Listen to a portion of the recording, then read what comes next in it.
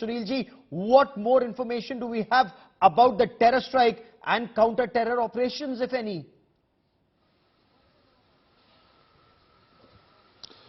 Well, Gaurav, Jammu and Kashmir is witnessing heavy rainfall for last couple of days, and today also it rained a lot in the evening. So it's going to create a lot of problems for the security forces as far as the search operation is concerned, as well as this anti-terror operation is concerned. Remember, Gaurav, this is the same area and same spot where a fierce encounter broke out way back in 2021 October, and that, search operation lasted for many weeks. The terrorists managed to give a slip to the security forces, and after many weeks, the operation was called off. The terrain also remains a big challenge for the security forces, given the fact that this area is surrounded by tall mountains and dense forests. So, Gaurav, it's going to take, many days as far as this entire operation is concerned, but it's a tragic bit of news that has come in. 5 of our brave hearts have made the supreme sacrifice of their lives, and this army vehicle was ambushed from 3 sides. That's what our sources are saying, that from 3 sides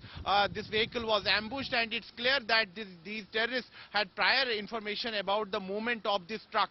So an investigation will be carried out whether there were any lapses locally on part of the security forces, but that's a different matter. But right now the priority is to neutralize these terrorists who carried out this attack, and these terrorists would not have been able to carry out this attack without the help of locals. Yes, and the fact remains, twice in the past, terrorists have succeeded in striking and melting into these forests, and the army wasn't successful in nabbing them. Shiv, there were also intelligence inputs this time about military installations being targeted, about military convoys being targeted, given the fact that this is the G20 summit here, India is the president of G20, a hostile Pakistan would want to embarrass India, and the fact that Pakistan's foreign minister Bilawal Bhutto Zardari is coming for the Shanghai Cooperation Organization foreign ministers meet in May. What have you been able to gather from your sources, Shiv?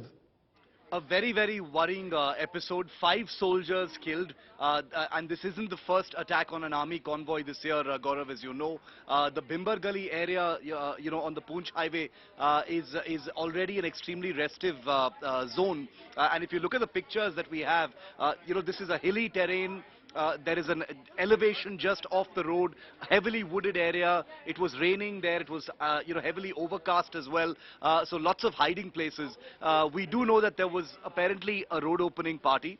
The protocol was being followed, but there may have been some lapses which will only emerge once the investigation is conducted. 5 soldiers lost their lives in this. It appears to be some kind of incendiary explosive used, probably a grenade of some kind, which is something that the army, has pointed to in its statement. But most certainly a terrorist attack. Now, how many terrorists there were, where they were located, where they've gone. Remember, this area is not very far from the line of control. Were there local elements? Did they come in from the other side? How does this line up with the intelligence input that had been provided by the J&K police to the army a few days ago about, possible attempts to increase levels of violence ahead of the big G20 meet in Srinagar in May this year.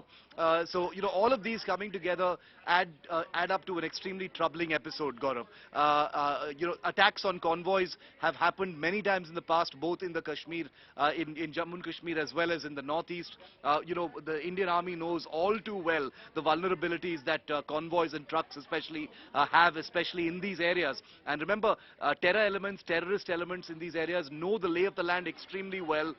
They have spent hours, years, studying the movement and the logistics of army and paramilitary convoys, and that's the reason why when they set out to hit or strike some of these convoys, more often than not they are successful. So you can have all the protocol in the world, drones in some cases as well, to sanitize areas of this kind, but at the end of the day, sometimes terrorists are able to make that hit. Like I said, we'll have to wait till an investigation completely unearths whether there were more lapses than these.